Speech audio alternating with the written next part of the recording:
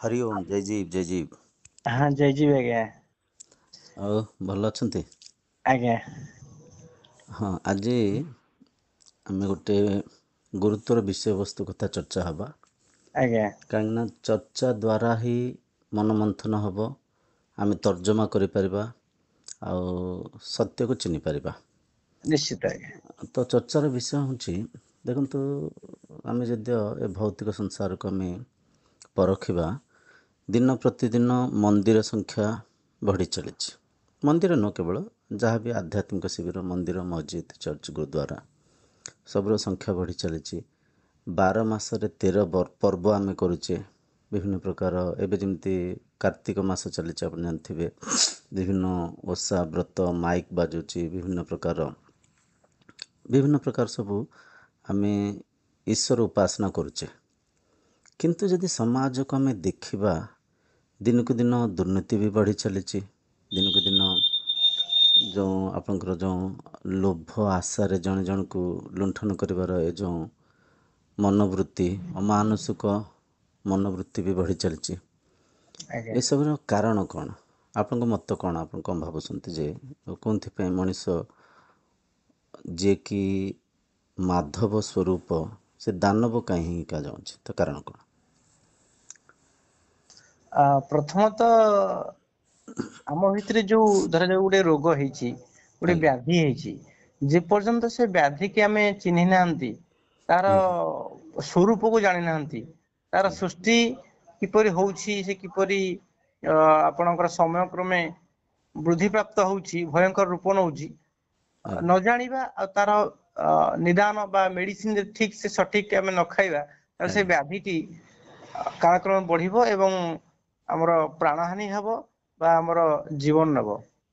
ସେଇଭଳି ଭାବରେ ଏଇ ଯୋଉ ମନ କହୁଛନ୍ତି ବା ମଣିଷ ଭିତରେ ଯୋଉ ଜନ୍ମରୁ, ଆଜ୍ଞା ଅନାଦି କାଳରୁ ଜନ୍ମରୁ, ଅନେକ ଜନ୍ମରୁ ଏଇଭଳି ଭାବରେ ତା ଭିତରେ ଯୋଉ ବିକାର ସୃଷ୍ଟି ହଉଛି, କାମ, କ୍ରୋଧ, ଲୋଭ, ମୋହ, ଈର୍ଷା, ଦ୍ୱେଷ, ଅହଙ୍କାର ଯୋଉ ବିକାର ଅଛି, ସେ ବିକାର ଦ୍ଵାରା ସେ ସଦା ସର୍ବଦା ଆପଣଙ୍କର ସେ ତା ଦ୍ଵାରା ପୀଡିତ ହଉଛି, ଦୁଃଖ ପାଉଛି ଏବଂ ଅନେକ ବ୍ୟକ୍ତି ଜେଲର ଚାରିକାନ୍ଥ ଭିତରେ ତାଙ୍କର ଶେଷ ଜୀବନ ବିତାଉଛନ୍ତି ବା ନିଶ୍ଚୟ। ଅନେକ କିନ୍ତୁ ଏଠି ଦେଖନ୍ତୁ, ଯେଉଁ ଆପଣ କହିଲେ କାମ, କ୍ରୋଧ, ମଦ, ମାଶ୍ଚର୍ଯ୍ୟ, ଏଇଟା ତ ମନର ସ୍ୱଭାବ, ଅନାଦି କାଳରୁ ଥିଲା, ଅଛି, ରହିବ ମଧ୍ୟ। ଆଜ୍ଞା। ତ ଏହା କାରଣ କି? ଏଇଟା ତ ନା ମନର ଏହାର ସ୍ୱଭାବ। କାରଣ, ତେଣୁକରି ଭଗବତ ଗୀତାରେ ଏହାର ନିରାକରଣ ବାଟ ଦେଇଛନ୍ତି।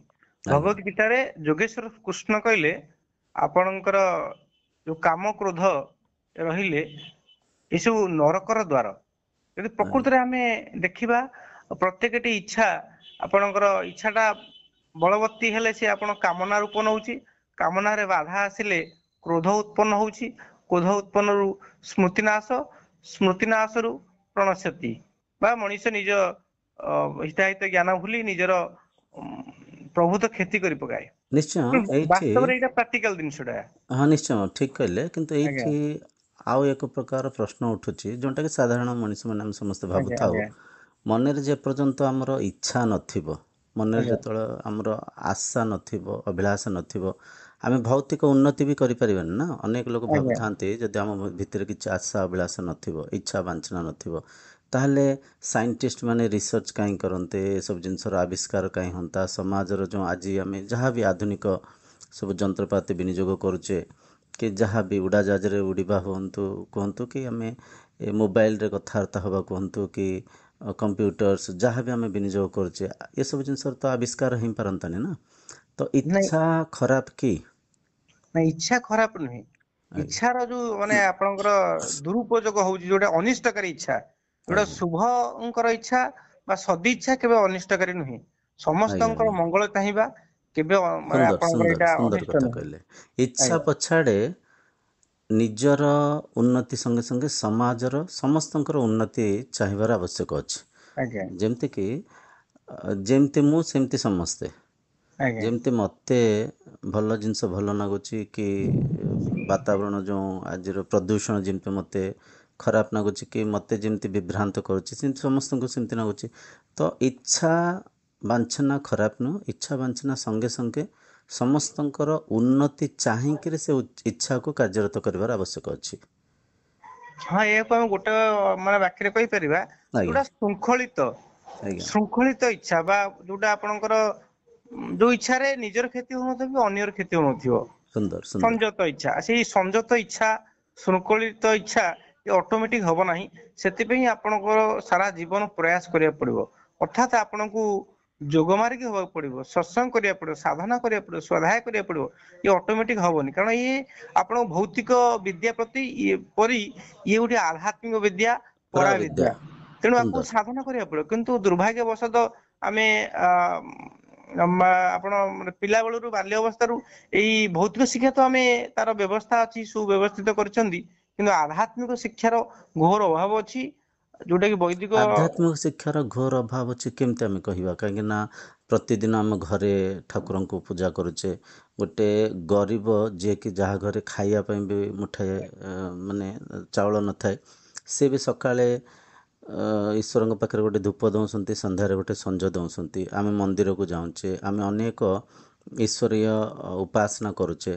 ତ ଈଶ୍ୱରୀୟ ଉପାସନା ତ କରୁଛେ, ଆମେ କରୁନେ କେମିତି କହିବା? ନା, ଆକ୍ଚୁଆଲି ଆଧ୍ୟାତ୍ମିକ ବିଦ୍ୟାର ଅର୍ଥ ସେଇ ଆଜ୍ଞା ଶବ୍ଦ ସହିତ ଜଡିତ ଅଛି। ଆଜ୍ଞା ଆଧ୍ୟାତ୍ମିକ ଅଧିଯୁକ୍ତ ଆତ୍ମିକ, ମାନେ ଆତ୍ମା ସମ୍ବନ୍ଧରେ ଆଜ୍ଞା ଅଧିକରୁ ଅଧିକ ଜାଣିବା ହେଉ ଆଧ୍ୟାତ୍ମିକ ବିଦ୍ୟା। କିନ୍ତୁ ଆଧ୍ୟାତ୍ମିକ ନାଁରେ ଆଜି ଆମେ ବିଭିନ୍ନ ପ୍ରକାର ମଠ ମନ୍ଦିର ଯାଉଛେ, ବିଭିନ୍ନ କାଳ୍ପନିକ ଈଶ୍ୱର ପୂଜା କରୁଛେ, ତାଙ୍କ ଆଜ୍ଞା ତତ୍ଵକୁ ବୁଝୁନେ।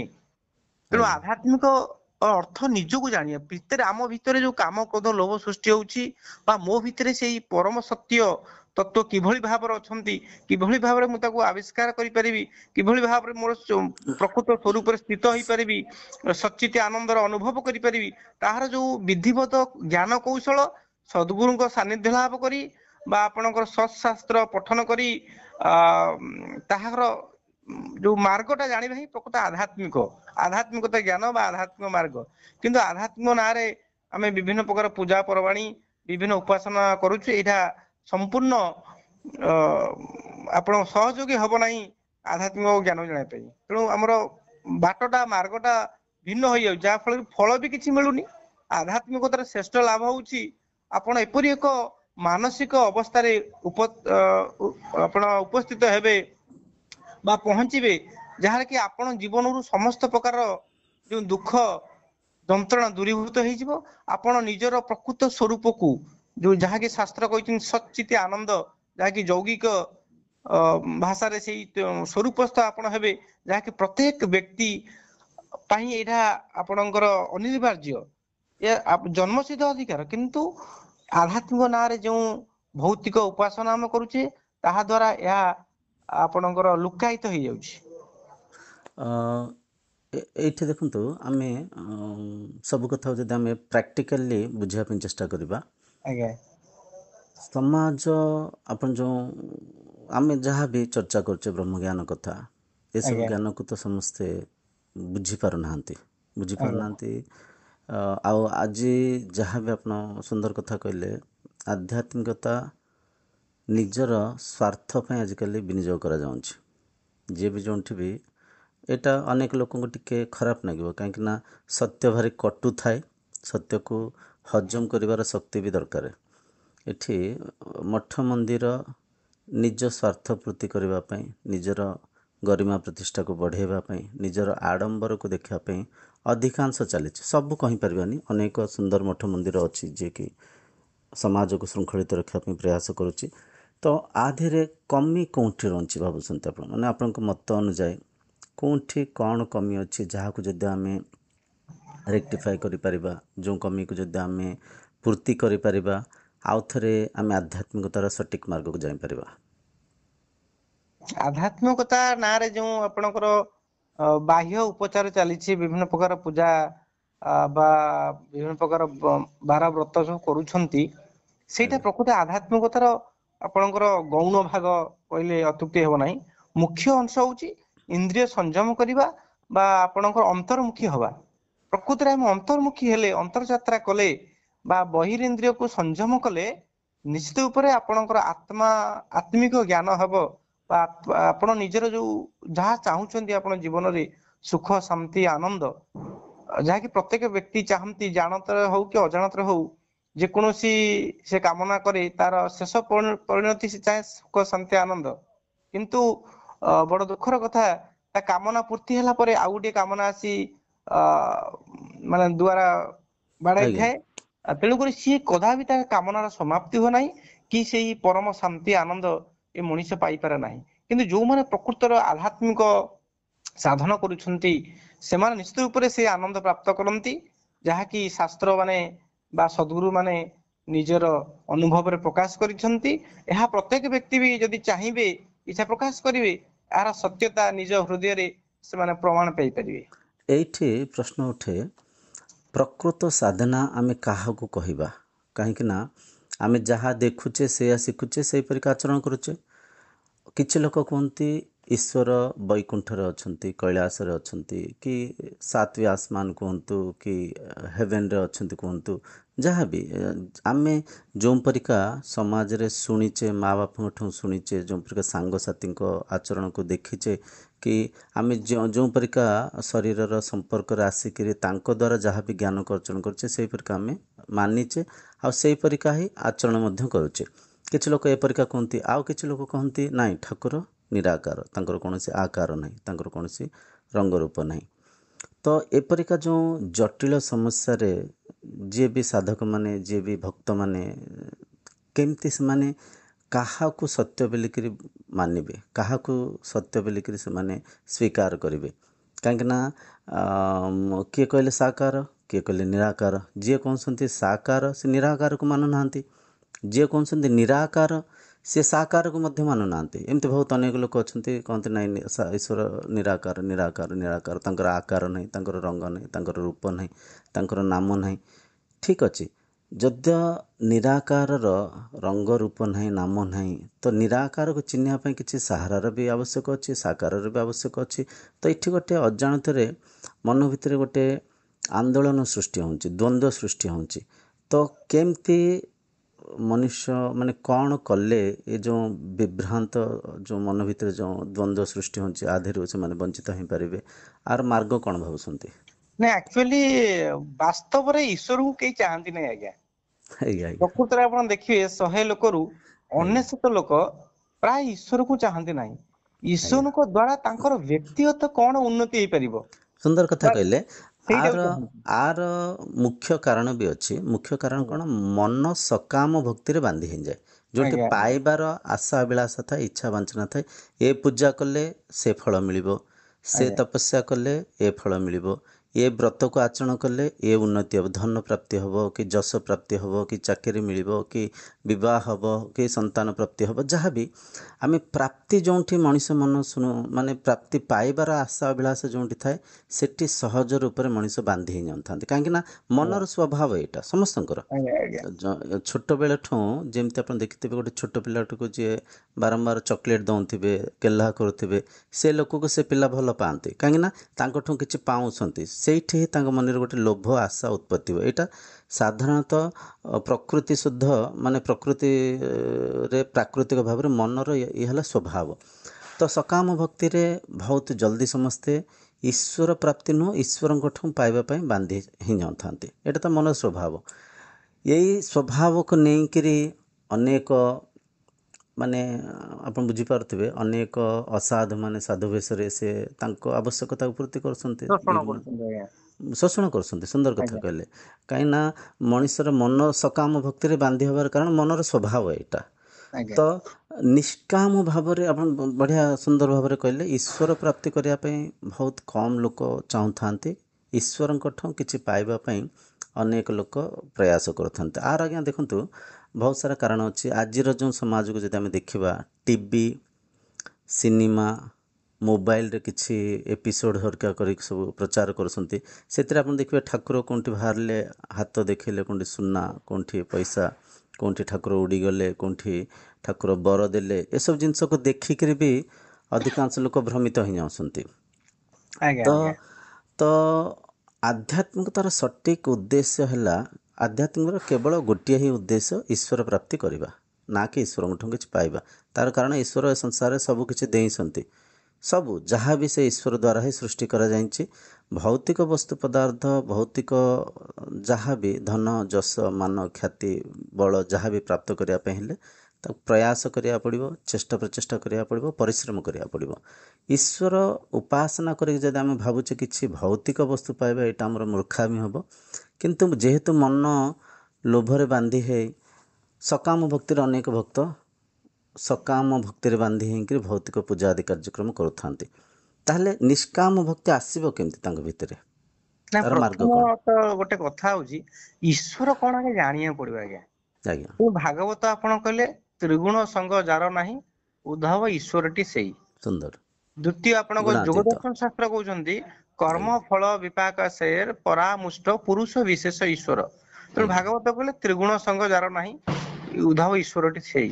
ଆଜ୍ଞା, ତେଣୁ ସତ୍ଵ ରଜ ତମ ବା ଯୋଉ ଆମ ଜୀବନ ଯୋଉ ଗୁଣ ସବୁ ଆସୁଛି, ଯେକୌଣସି କାର୍ଯ୍ୟ ଆମେ କରୁଛନ୍ତି, ଆଜ୍ଞା, ପ୍ରତ୍ୟେକ ମଣିଷ ବା ଜୀବଜନ୍ତୁ ଏଇ ଆଜ୍ଞା, ତିନୋଟି ଗୁଣ ଦ୍ଵାରା ଆବଦ୍ଧ ଅଛନ୍ତି। ଆଜ୍ଞା, ତେଣୁ କିଭଳି ଭାବରେ କୋଉ ସାଧନ ମାଧ୍ୟମରେ ଏ ଗୁଣାତୀତ ହେଇପାରିବା? ଯିଏ ଗୁଣାତୀତ ହେଇପାରିବ ସେଇ ବିଶେଷ ପୁରୁଷ ହିଁ ଈଶ୍ୱର ପଦବାଚ୍ୟ। ତାପରେ ଯୋଗଦର୍ଶନ ଶାସ୍ତ୍ର ଆପଣ କହିଲେ ଯେ କି କର୍ମ ଫଳରୁ ଉତ୍ପନ୍ନ ହଉଥିବା ସୁଖ ଦୁଃଖରୁ ଊର୍ଦ୍ଧ୍ୱକୁ ଯିଏ ଉଠିପାରେ ବା ନିର୍ଲିପ୍ତ ରହିପାରେ ସେ ହିଁ ଈଶ୍ୱର। ଏକା ଅର୍ଥ ସୁନ୍ଦର, ସୁନ୍ଦର, ସୁନ୍ଦର। ଏକା ଅର୍ଥ କହିଛନ୍ତି। କିନ୍ତୁ ଆହୁରି ଗୋଟିଏ ଈଶ୍ୱରଙ୍କର ଅନ୍ୟ ନାମ ଅଛି ପରମାନନ୍ଦ, ଅର୍ଥାତ ଶ୍ରେଷ୍ଠ ଆନନ୍ଦ।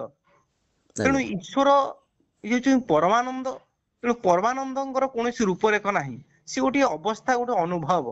ତେଣୁ ଆଜ୍ଞା, ମଣିଷ ସାରା ଜୀବନ ଯେତେ ଭୌତିକ ସୁଖ ଅନୁଭବ କରୁଛି, ତା କ୍ଷଣସ୍ଥାୟୀ, ତା ଆପଣଙ୍କ ଚିରସ୍ଥାୟୀ ନୁହେଁ, ତା ଶ୍ରେଷ୍ଠ ଆନନ୍ଦ ନୁହେଁ। ତେଣୁକରି ଜୀବନରେ କେଉଁ ମୁହୂର୍ତ୍ତଟା ଶ୍ରେଷ୍ଠ ଆନନ୍ଦ, ତାହା ଆପଣଙ୍କର ସମୟ ସାପେକ୍ଷ ବା ତାକୁ ଜାଣିବାକୁ ପଡିବ, ତାକୁ ସାଧନା ଗମ୍ୟ ଅଛି।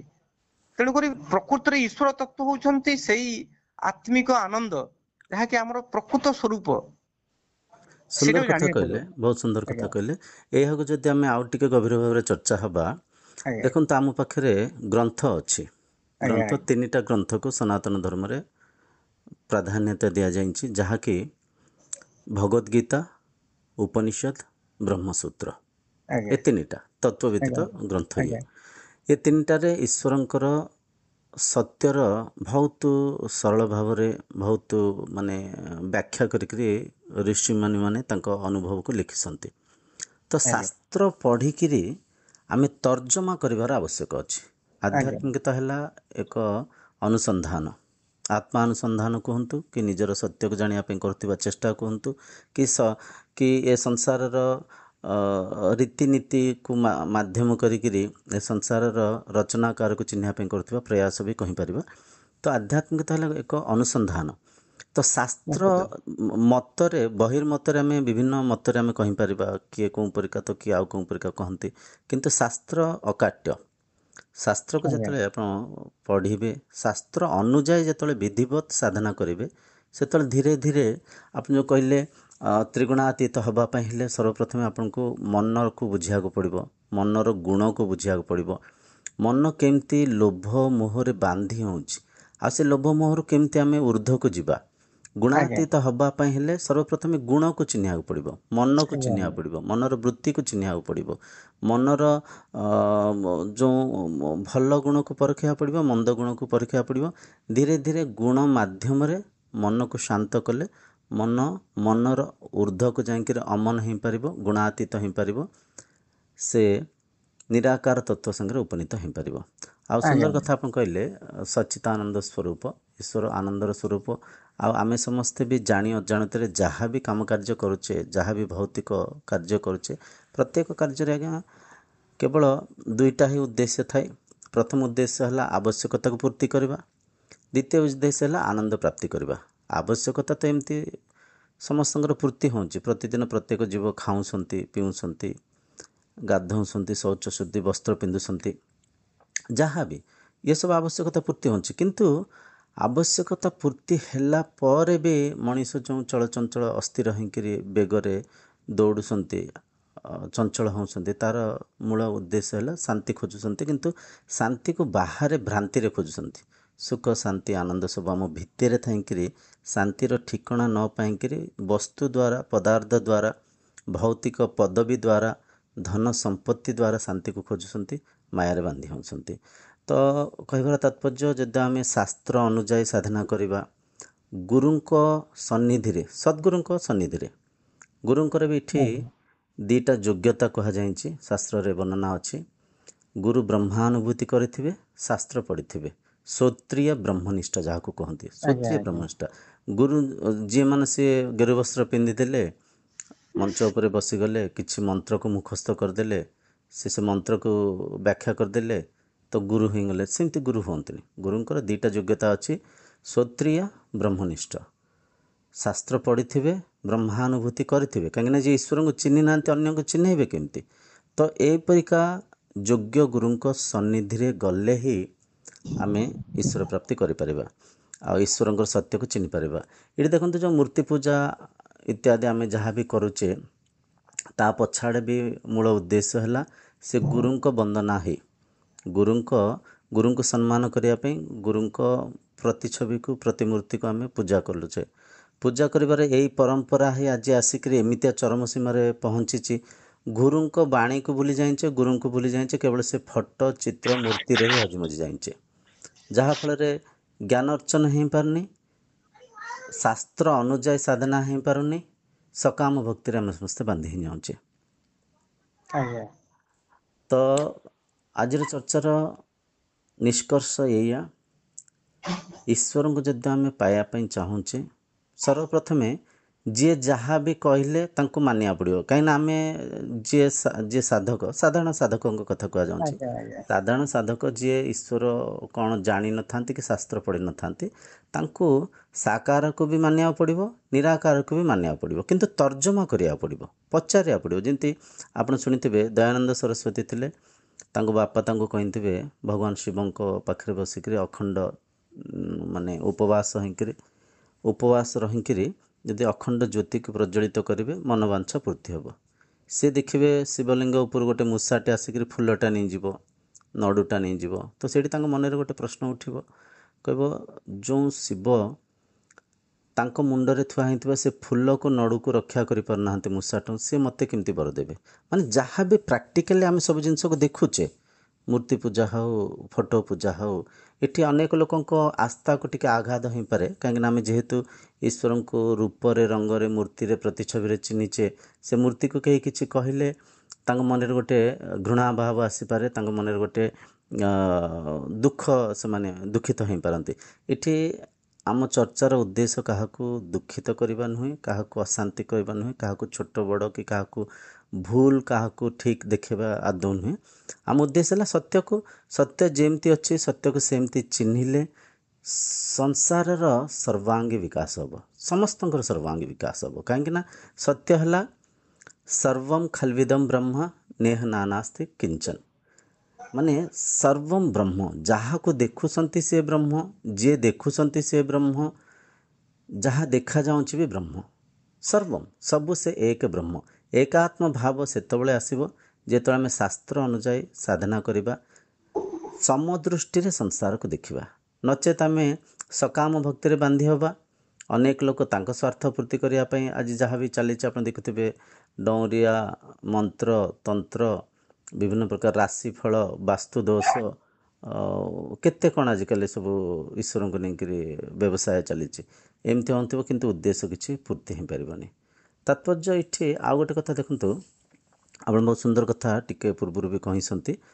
ଆମ ଯେଉଁ ପାଠ୍ୟାଂଶରେ ଯଦିଓ ଭଗବତ ଗୀତାକୁ, ଉପନିଷଦକୁ ଆମେ ସାମିଲ କରିଦେବା, ସୁନ୍ଦର ଭାବରେ ଯେଉଁ ଆମର ବୈଦିକ ପରମ୍ପରା ଥିଲା, ଯେଉଁ ଛୋଟବେଳେ ଜଣେ ଶିଶୁ ଅପରାବିଦ୍ୟାକୁ ଶିକ୍ଷା ପୂର୍ବରୁ ପରାବିଦ୍ୟାକୁ ଆଗ ଶିଖୁଥିଲେ, ଶରୀର, ଇନ୍ଦ୍ରିୟ, ମନ, ତାଙ୍କ ନିୟନ୍ତ୍ରଣ କେମିତି କରିବା, ତାଙ୍କ ସ୍ୱଭାବ ସ୍ୱରୂପ କଥା ବୁଝୁଥିଲେ, ତ ସମାଜ କେତେ ଶୃଙ୍ଖଳିତ ଥିଲା। ଆମେ କହୁଥିଲେ ସତ୍ୟଯୁଗ କାହିଁକି ଥିଲା? ସତ୍ୟକୁ ସେମାନେ ଚିହ୍ନିଥିଲେ, ଜାଣିଥିଲେ। ଆମେ ସମସ୍ତେ ଏକାତ୍ମ ଭାବରେ ଜଣେ ଜଣଙ୍କର ସହାୟକ ହେଉଥିଲେ। ଆଉ ଦେଖନ୍ତୁ, ଆଉ ଗୋଟେ କଥା ଆଜ୍ଞା, ଆଜି ଯେଉଁ ସାଇନ୍ସ ଆବିଷ୍କାର କରିଛି, ଆମେ ସମସ୍ତେ ଭାବୁଛେ ଏସବୁ ଜିନିଷ ଅନେକ ବର୍ଷ ତଳେ, ଅନେକ ଲକ୍ଷ ବର୍ଷ ତଳେ ଆମ ଋଷିମୁନିମାନେ ବି ଏସବୁ କଥାକୁ ଜାଣିଥିଲେ, ଆବିଷ୍କାର କରିଥିଲେ। କିନ୍ତୁ ଏ କଥାକୁ ସେମାନେ ବହିର୍ମୁଖୀ କରୁନଥିଲେ, ଲୋକଲୋଚନକୁ ଆଣୁନଥିଲେ, କାହିଁକିନା ସେମାନେ ଜାଣିଥିଲେ ଏସବୁ ଜିନିଷକୁ ଯଦି ଆମେ ଲୋକଲୋଚନକୁ ଆଣିବା ଆର ଦୁରୁପଯୋଗ ହେବ ଆଉ ପଞ୍ଚଭୂତ ପ୍ରକୃତି ପ୍ରଦୂଷଣରେ ଗ୍ରସିତ ହେଇଯିବ ଯେଉଁଟାକି ଆଜି ଆମେ ସମସ୍ତେ ଭୋଗୁଛେ। ତ ବିଦେଶୀମାନେ ସେମାନେ ତାଙ୍କ ପରମ୍ପରାକୁ ନେଇକରି ସେମାନେ କ'ଣ ନା ଛୋଟ ମୋଟ ଜିନିଷ ଗୋଟେ ଆବିଷ୍କାର କଲେ ତାକୁ ଏକ୍ସପୋଜ କରିକି ଦେଖାନ୍ତି, ସମସ୍ତଙ୍କ ଲୋକଲୋଚନକୁ ଆଣନ୍ତି। ଏ ବ୍ୟକ୍ତି ଏ ଜିନିଷଟା ଆବିଷ୍କାର କଲେ, ସେ ବ୍ୟକ୍ତି ସେ ଜିନିଷଟାକୁ ଆବିଷ୍କାର କଲେ। ଯେମିତିକି ଆମେ ବି ଆପଣ ଜାଣିଥିବେ ପୁଷ୍ପକ ବିମାନ ଥିଲା, ଯେଉଁ ୱାଇସ୍ ପାସୱାର୍ଡ଼ ଆଜି ଆମେ ୟୁଜ୍ କରୁଛେ ସେଇଟା ବି ପୂର୍ବରୁ ଥିଲା। ଆଉ ଆପଣ ଜାଣିଥିବେ ଟେଲିପାଥି ସିଷ୍ଟମ୍, ଟେଲିପାଥି କମ୍ୟୁନିକେସନ୍, ଗୋଟେ ଜାଗାରେ ଜଣେ ସାଧୁ ବସିଥିଲେ, ଆଉ ଗୋଟେ ଜାଗାରେ ଆଉ ଜଣେ ସନ୍ଥ ବସିଥିଲେ, ତାଙ୍କ ମନ ଯୋଡ଼ିକିରି ସେମାନେ ଜଣେ ଜଣଙ୍କ ସାଙ୍ଗରେ ବିଚାରକୁ ଆଦାନ ପ୍ରଦାନ କରିପାରୁଥିଲେ। ତ ଏସବୁ ଆମ ପାଖରେ ଅନେକ ଦିନ ପୂର୍ବରୁ ଥିଲା, କିନ୍ତୁ ଋଷିମୁନିମାନେ ଏ କଥାକୁ ଜାଣିଥିଲେ, ଏସବୁ କଥାକୁ ଲୋକଲୋଚନକୁ ଆଣିଲେ, ସର୍ବାଙ୍ଗୀ ସମସ୍ତଙ୍କ ଜ୍ଞାନରେ ମାନେ ସମସ୍ତଙ୍କୁ ଯଦି ଏ କଥାକୁ ଜଣେଇ ଦିଆଯିବ, ବୁଝେଇ ଦିଆଯିବ, ତାହେଲେ ସେମାନେ ଏସବୁ ଜିନିଷକୁ ଦୁରୁପଯୋଗ କରିବେ।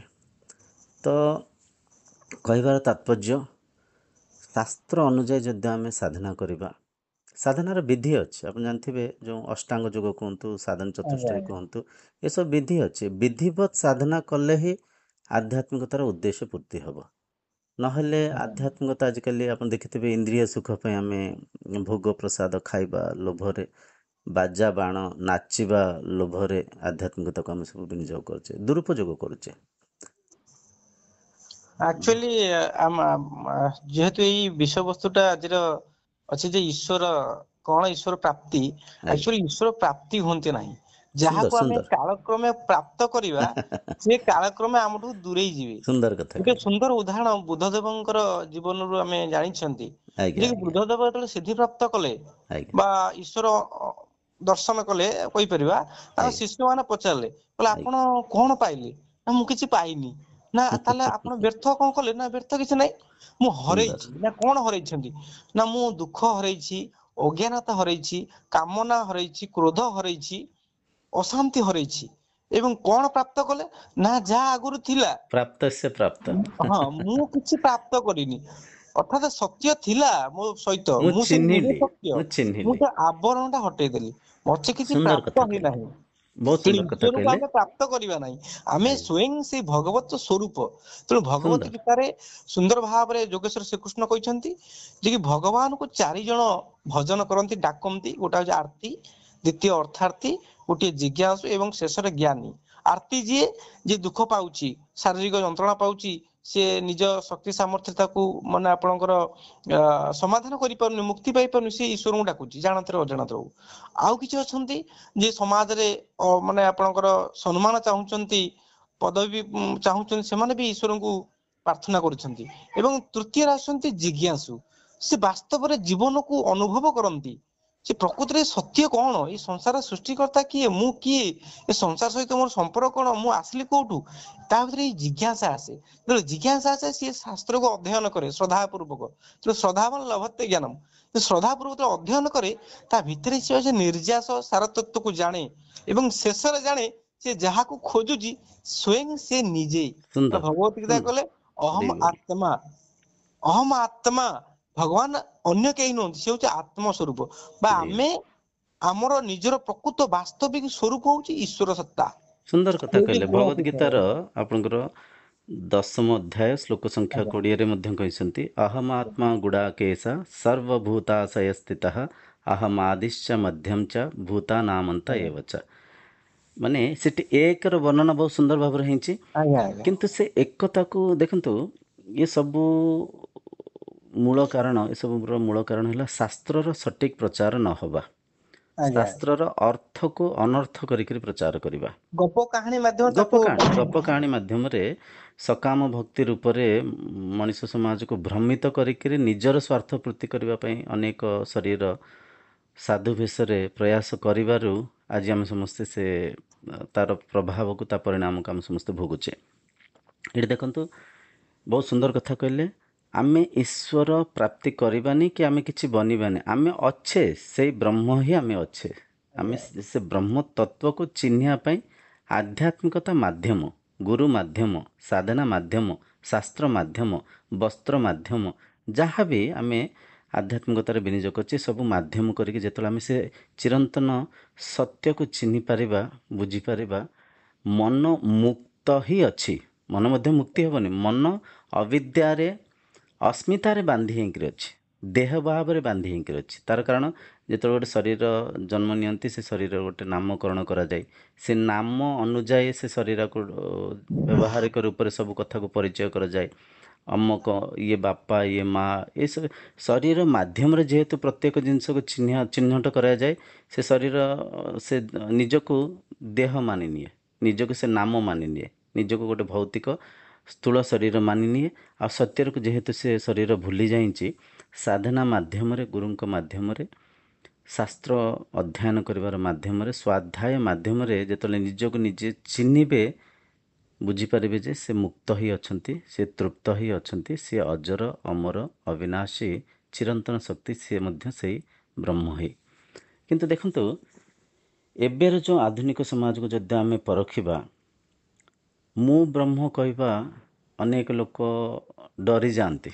କାହିଁକିନା ଈଶ୍ୱରଙ୍କୁ ଆମେ ଜାଣି ଅଜାଣତରେ କେଉଁଠି ନା କେଉଁଠି ଈଶ୍ୱରଙ୍କ ପ୍ରତି ଭକ୍ତି ରହିବା ଦରକାର। ଭକ୍ତି ସଙ୍ଗରେ ଏଠି ଆମ ମନରେ ଗୋଟେ ଡର ବି ରହୁଛି, ଗୋଟେ ବୁଝିପାରୁଛନ୍ତି, ମାନେ କାଳେ ପାପ ହେଇଯିବ, କାଳେ କିଛି ଅଘଟଣା ଘଟିବ, କାଳେ ଧନ ନଷ୍ଟ ହେଇଯିବ, କାଳେ ଆକ୍ସିଡେଣ୍ଟ ହେଇଯିବ, ଇନସିଡେଣ୍ଟ ହେଇଯିବ, ଏପରିକା ଭାବିକିରି ମଧ୍ୟ ଅନେକ ଲୋକ ଅହମ୍ ବ୍ରହ୍ମାସ୍ମି, ମୁଁ ବ୍ରହ୍ମ କେମିତି।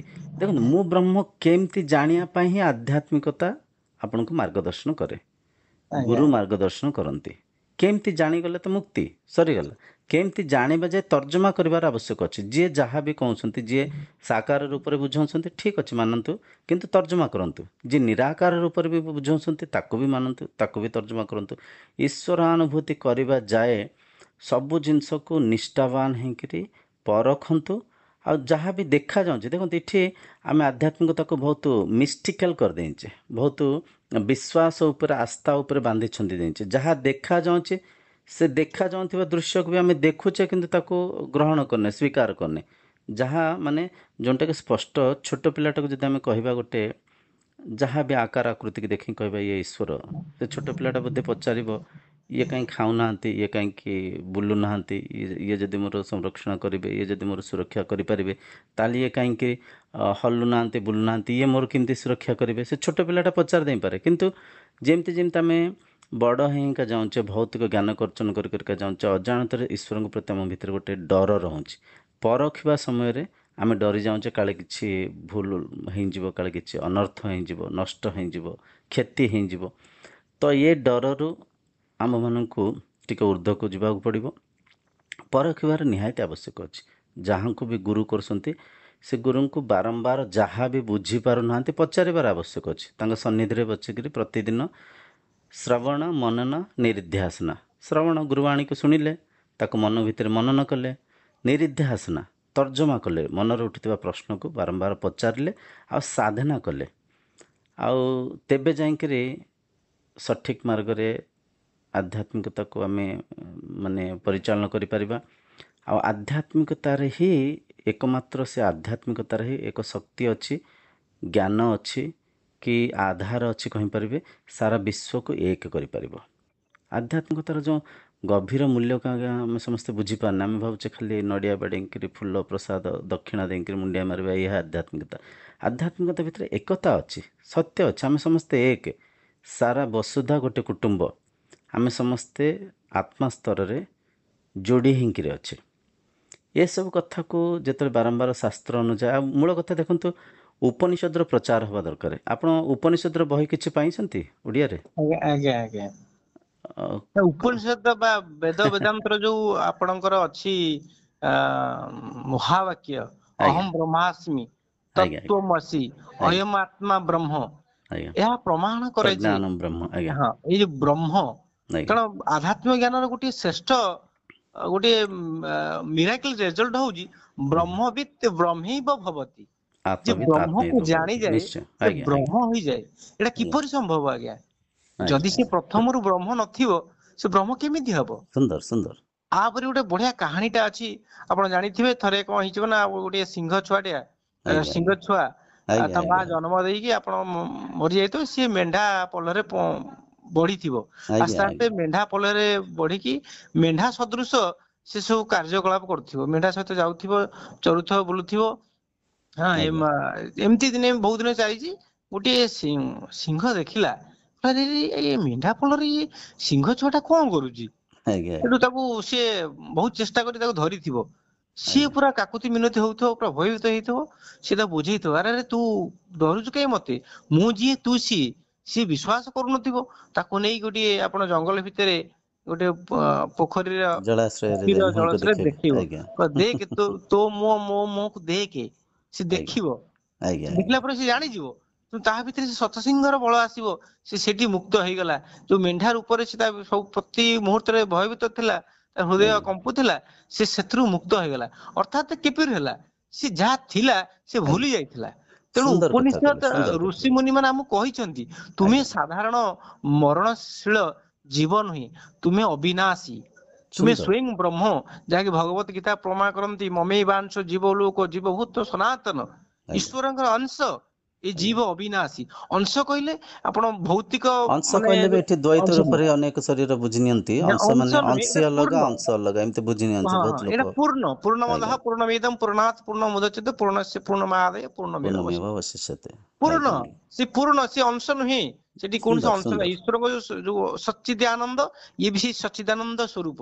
ଯେ ସୁନ୍ଦର ପର୍ଯ୍ୟନ୍ତ ଆମେ ସେ ସ୍ୱରୂପ ଅନୁଭବ ନ କରିଛନ୍ତି, ନ ଆଜ୍ଞା ଜାଣିଛନ୍ତି, ସେ ପର୍ଯ୍ୟନ୍ତ ଜୀବନରୁ ଦୁଃଖ, ଶୋକ, ମୋହ, ତାପ କଦାପି ଯିବ ନାହିଁ।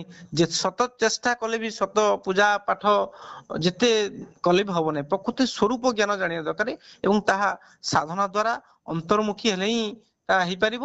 ପ୍ରାଥମିକ ଦଶାରେ ଯୋଉ ବାହ୍ୟ ପୂଜା ଆପଣ ମାନେ କରିପାରନ୍ତି, ଆଜ୍ଞା କିନ୍ତୁ ଆଜ୍ଞା ତାହା ଉପଯୋଗୀ, କିନ୍ତୁ ଶ୍ରେଷ୍ଠ ମାଧ୍ୟମ ନୁହେଁ।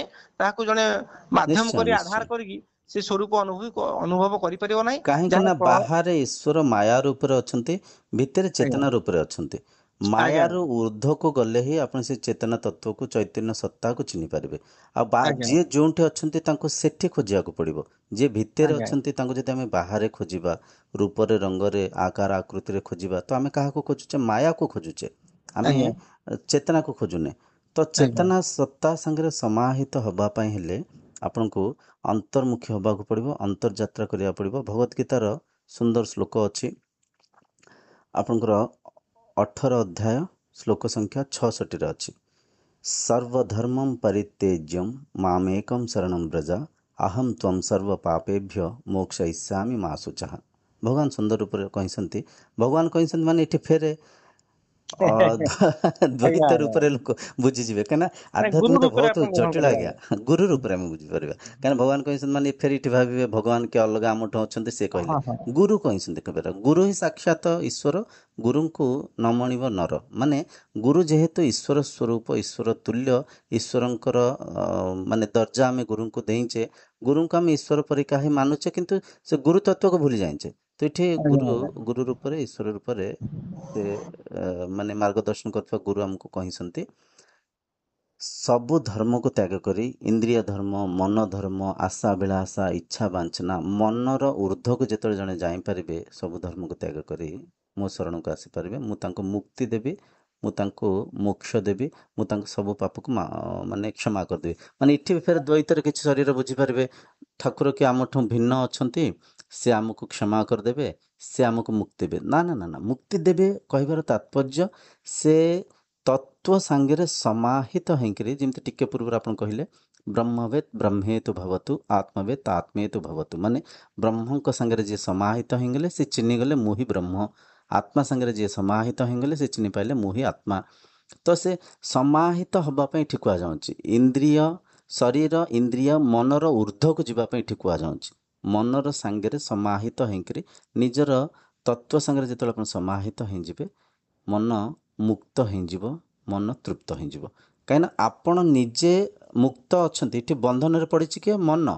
ଅବିଦ୍ୟାରେ, ଅସ୍ମିତାରେ, ମାୟାରେ ବାନ୍ଧି ହେଇଯାଇଛି। ତ ମନ ମୁକ୍ତ ହେବ, ଆପଣ ତ ମୁକ୍ତ ଅଛନ୍ତି ହିଁ। ତ ବହୁତ ବହୁତ ଧନ୍ୟବାଦ। ଭଲ ଆଜି ଆମର ଚର୍ଚ୍ଚା ହେଲା। ଆମେ ଏଇପରିକା ଆଉ କିଛି ଚର୍ଚ୍ଚା କରିବା। ଆଉ ଇଏ ଚର୍ଚ୍ଚା ମାଧ୍ୟମରେ ଆମେ ଜଣାଇବା ପାଇଁ ଚାହୁଁଛୁ, ଯଦ୍ୟ କିଏ ଜିଜ୍ଞାସୁ ସାଧୁ ସନ୍ଥ ଥିବେ, କି ଭକ୍ତ ଥିବେ, କି ସଜ୍ଜନ ମଣ୍ଡଳୀ ଥିବେ, ଯିଏକି ତାଙ୍କ ଭାବନାକୁ ବ୍ୟକ୍ତ କରିବା ପାଇଁ ଯଦି ଚାହୁଁଛନ୍ତି, ଏଇ ଭିଡ଼ିଓ ତଳେ ଯେଉଁ କମେଣ୍ଟ ସେକ୍ସନ୍ ଅଛି ତା ଦେହରେ ଆପଣଙ୍କ ନମ୍ବରକୁ ଟାଇପ୍ କରିକି ପଠାନ୍ତୁ, ଆମେ ଆପଣଙ୍କ ସାଙ୍ଗରେ ଯୋଗାଯୋଗ କରିବୁ। ଆପଣଙ୍କ ସାଙ୍ଗରେ ବି ଯଦି ସେହିପରିକା ତତ୍ତ୍ୱ ବ୍ୟତୀତ ଚର୍ଚ୍ଚା ହେଇପାରିବ, ସେ ଚର୍ଚ୍ଚାକୁ ମଧ୍ୟ ଆମେ ଏ ଚ୍ୟାନେଲରେ ଅପଲୋଡ଼ କରିବା ଆଗାମୀ ମୁଁ ବି ଦିନରେ। ଆଜ୍ଞା ଆଜ୍ଞା, ମୁଁ ଆପଣଙ୍କୁ କୁହନ୍ତୁ। ଧନ୍ୟବାଦ ଦଉଛି ଏପରି ଏକ ସୁଯୋଗ ଦେଲେ ମୋର ନାଇଁ ନାଇଁ, ସୌଭାଗ୍ୟ ଯେ ଧନ୍ୟବାଦ। କି ନାଇଁ ନାଇଁ, ବ୍ରହ୍ମ ମୋ ବିଷୟରେ ସୌଭାଗ୍ୟ, ମୁଁ ବି ଆପଣଙ୍କ ସାଙ୍ଗରେ ଆଲୋଚନା ଚର୍ଚ୍ଚା କରିଛନ୍ତି। କରିପାରିଲି। ଏବଂ ଆଜ୍ଞା ଆଜ୍ଞା ଆଜ୍ଞା।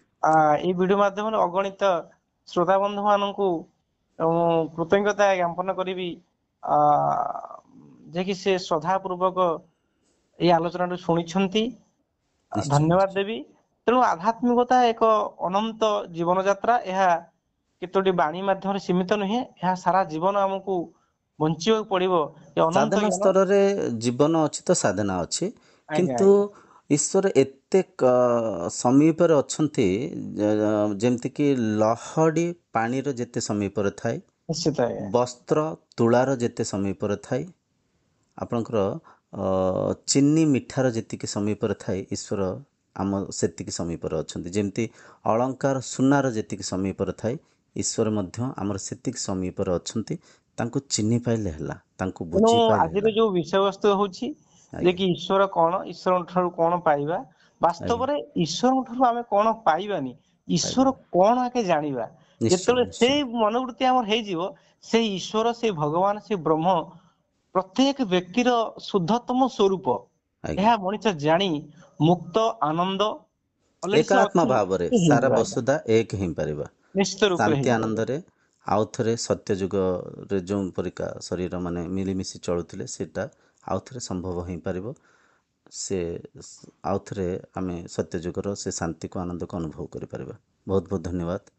ଆପଣଙ୍କୁ ମଧ୍ୟ ଧନ୍ୟବାଦ ରହୁଛି ଆଜ୍ଞା। ପ୍ରଭୁଙ୍କୁ ସପ୍ରେମ ପ୍ରଣାମ। ଜୟ ଜୟ।